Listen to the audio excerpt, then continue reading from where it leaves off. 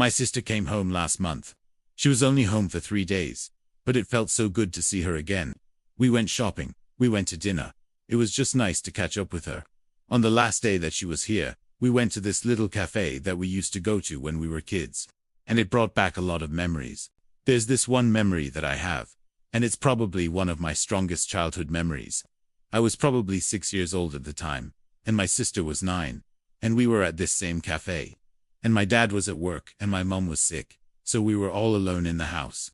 And we decided to make this fort out of blankets and pillows and cushions.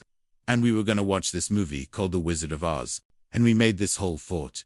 And then we got into the fort and we started watching the movie. And about halfway through the movie, I fell asleep. And I woke up and the movie was over and the sun was setting. And I was really scared, because I thought that I had woken up a few minutes ago. And I was really scared, because it was getting dark, and my mom wasn't home yet. And I remember yelling, "Help! Help!" as loud as I could. And my sister came out of the room that we were watching the movie in.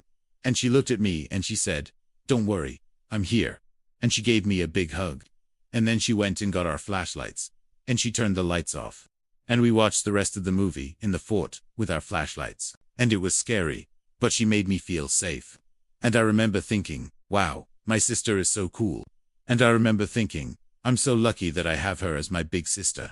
And so when I went to the cafe and I was reminiscing about that memory with my sister, I told her that she was the coolest older sister that I could have ever asked for. And she just smiled and she said, "You were so cute." And then she died.